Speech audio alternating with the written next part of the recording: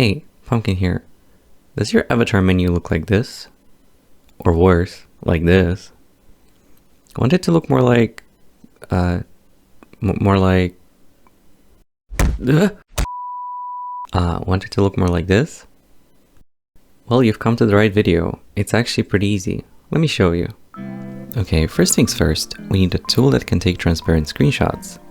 And I just happen to have one on my GitHub. To download it, you have two options. First, scroll all the way down, and if you're using VRChat Creator Companion, click on VCC package listing, then click on Add to VCC. This will open the link in the Creator Companion for you. And in the Creator Companion, just click I understand Add Repository. Now you have access to my tools inside VCC. To actually add it to your project, click on Manage Project and search for Pumpkin's Editor Screenshot. Then click the little plus to add it to your project. If for whatever reason you're not using Creator Companion or are just not doing this for VRChat, click on Releases instead. Then download the latest Unity package. Then just drag it into your Unity project's project area.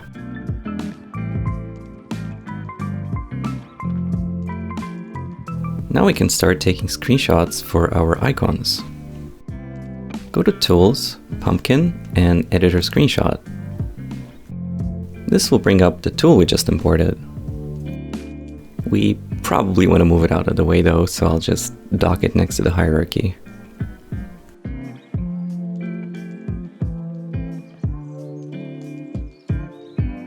For the settings, we want to set the camera type to Scene View Camera, then take Transparent Background and Fix Near Clip Plane.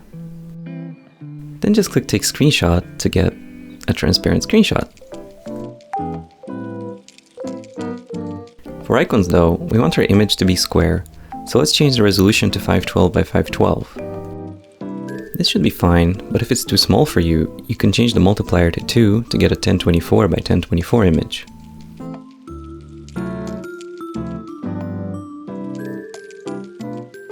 Since I already have my toggles set up, I could just use Gesture Manager to toggle all the things that I want to make icons for. If you don't already have Gesture Manager in your project, it's a curated package so you can find it inside VCC by default. Next, let's go into Play mode by clicking either one of the play buttons.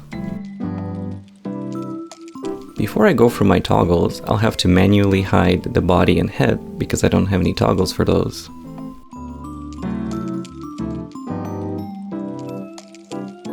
Next, I'll just use the avatar menu to turn off all the things that I don't need.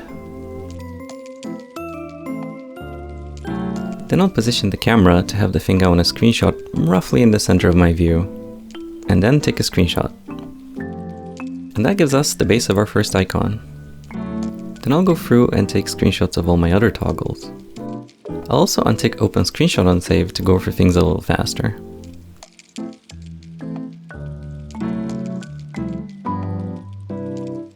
For the gloves and the stockings, there's a little bit more to do. Because the default pose would look kind of ugly in an icon, I'd like to pose them a bit first. Luckily that's pretty easy to do in Gesture Manager, so just go back, click on Tools, and enable Pose Avatar. This will allow us to move and rotate bones. So let's try and get a more interesting pose going.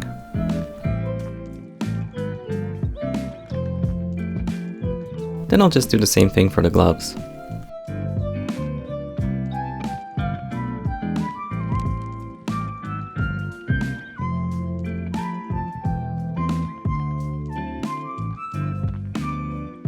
Then exiting play mode reverts everything so we don't have to worry about breaking anything. Next you want to fire up something like Photoshop, but I'll be using Photopea.com, which is a free Photoshop alternative that runs in your browser. And while you can run it in a browser tab like this, I don't actually recommend it because some shortcuts are not going to work right. What you should do instead is install it as a separate web app.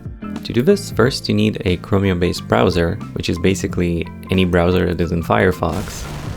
You can use the Edge Microsoft keeps reinstalling after every Windows update, but I'll be using Chrome in this case. Simply click on Install Photopea here. If you don't have this option, go to More and find Install Photopea there. This will pop it into its own separate window, and from here on out, everything should work exactly like in Photoshop. Okay, so we're finally ready to begin editing our icons, but I really want to cross sun for some reason. Let me just fix that real quick. Yep, that feels better already. Let's start by creating a new project by dragging just one of our screenshots into Photopea.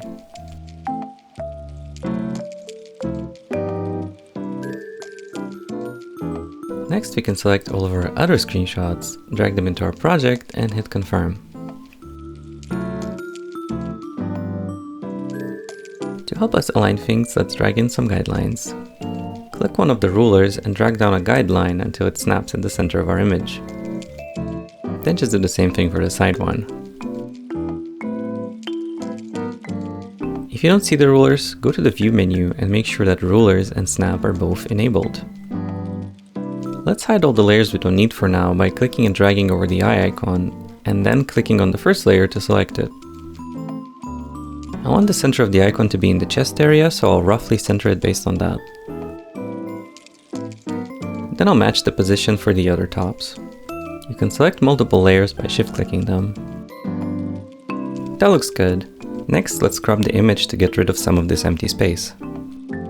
Go to the crop tool, then make sure that delete crop pixels is unchecked, after which you can grab a corner and while holding Alt and Shift, scale the canvas down until you got rid of most of the empty space. Then just press Enter or click Confirm. Now that our canvas is smaller, it's a lot easier to center everything properly. Now we have a bit of a problem. Because the sleeves are touching the bottom of our canvas, this will give us a pretty rough edge. You can imagine it would look something like this if we were to cut it ourselves. And I think that looks pretty ugly, so let's fix that by smoothing out the edge a bit. There are different ways we could do this, but I'll show you how to do it with a layer mask. With our layer selected, click on Add Raster Mask. This will add a mask to our layer and then select it. We can paint over this mask to hide and reveal areas on our layer. Select the brush tool, then right-click to bring up its settings. The default brush is fine, but we want to increase its size and decrease its hardness a little bit.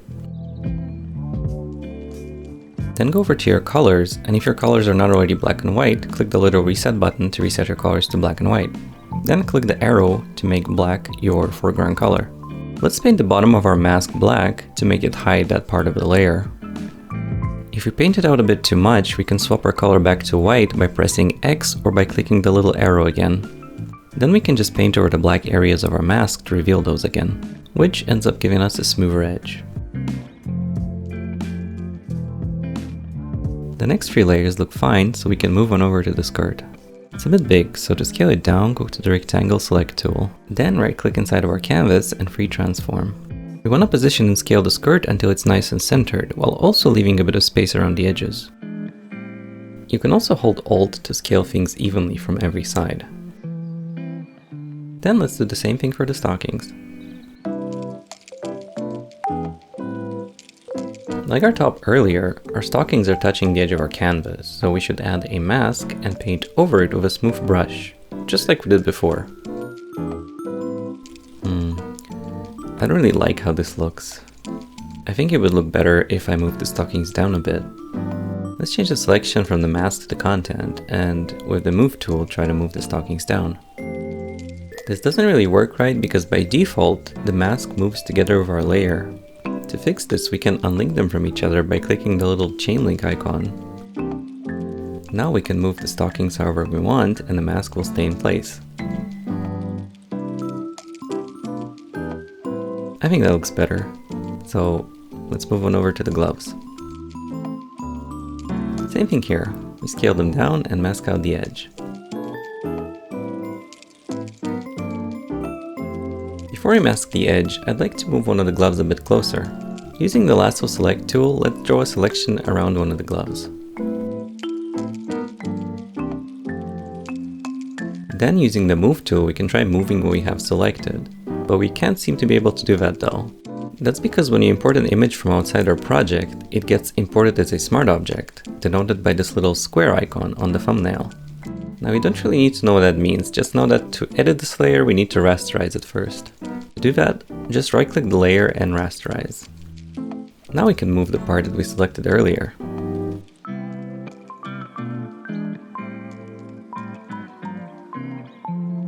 And finally, let's mask the edge of our layer like we did before.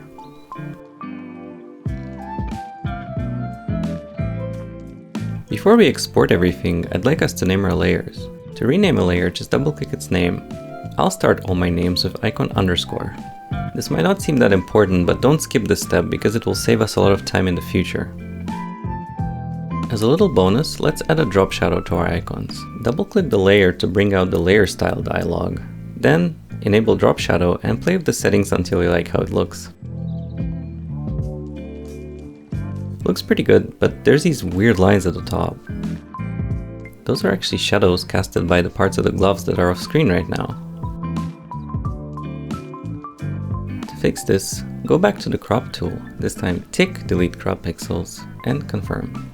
This will delete everything outside our canvas on every layer, so make sure to do this at the very end. Right now, only our gloves have a drop shadow, so let's give it to every layer.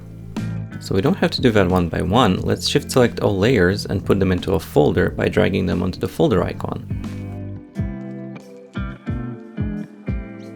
Next, expand the effects of our gloves layer, and while holding Alt, click and drag the effects into our folder to copy them.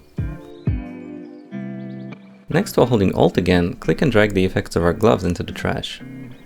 Now all the layers inside our folder have the same drop shadow. As a bonus, you can also mask the whole folder to affect all the layers inside of it.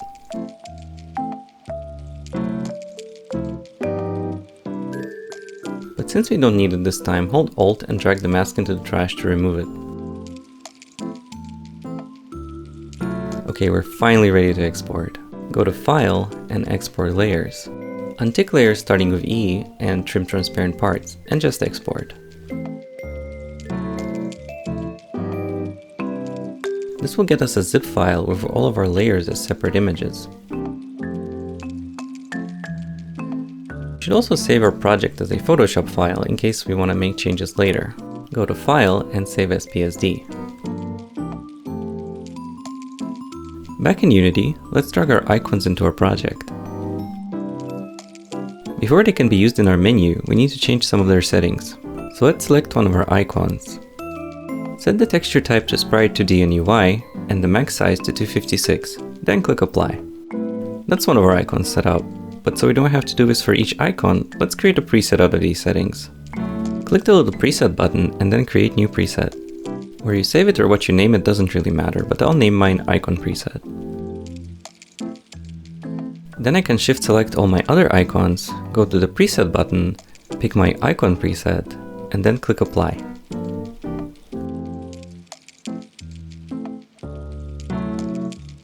Now we're ready to drag all the icons into our menu.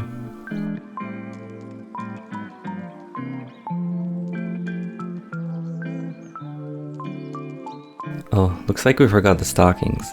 Before we drag them in though, let's set up this preset so it gets applied automatically to all the future icons we drag into this project.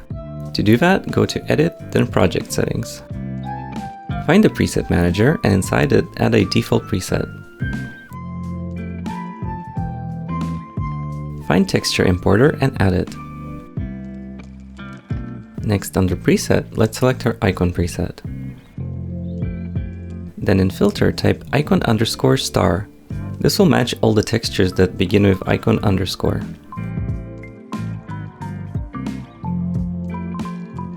Now because all of our icons start with icon underscore, when we drag the stockings in, they will already have the correct settings. Now let's just drag the remaining icons to our menu.